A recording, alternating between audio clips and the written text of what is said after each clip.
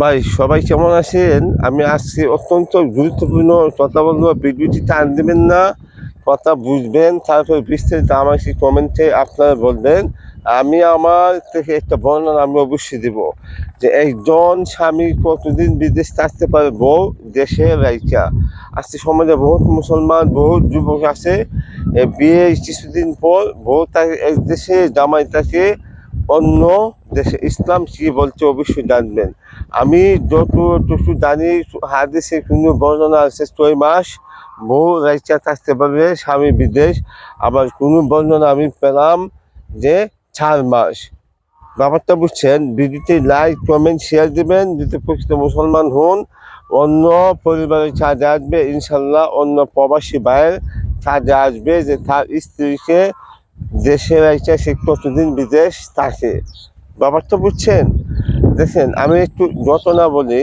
হযরত উমর ফারুক রাদিয়াল্লাহু তাআলা আনহু যখন একটি মহল্লায় গিয়েছিলেন, তিনি তো অর্ধ পৃথিবীর বাদশা ছিলেন।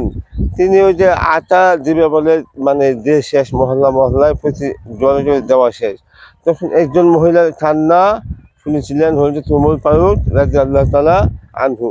তখন সেই কান্নার আওয়াজ শুনছে, আসার পর তখন সে আবার এই ওনার রাজ্য আসলেন। আসার পর একজন ব্যক্তি পাঠালেন যে একটা মহিলার কান্না আমি শুনেছিলাম, উনি বলেন কি সমস্যা হয়েছিল। তখন ওই মহিলা আবৃত্তি করেছিলেন, কবিতা পড়েছিলেন যে আজকে যদি আমার স্বামী আমার পাশে থাকতো অবশ্যই আমার কত না ভালোই হতো। ওইভাবে আবৃত্তি চলেছিলেন এই মহিলাটা।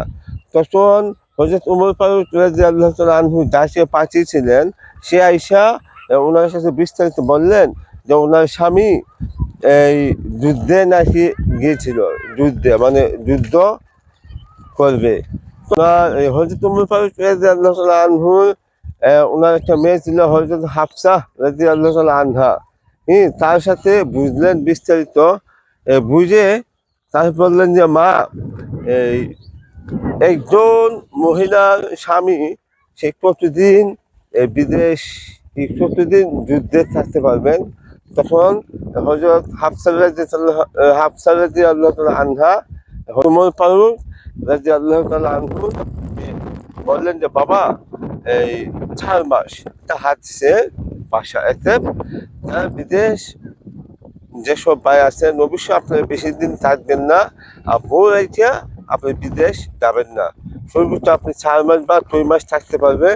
আমি যুবকদের উদ্দেশ্যে বলি, যেসব যুবক বিবাহ করবে আপনার দীর্ঘদিন যেমন বিদেশ থাকেন, তারপর আইসা বিবাহ করবেন, কিন্তু বউ রেখে আপনি বিদেশ যাবেন না। দেশে ছোট্ট খাটো একটা ব্যবসা বাণিজ্য আপনি করে চলবেন। এটাই জীবন, এটাই ইসলাম।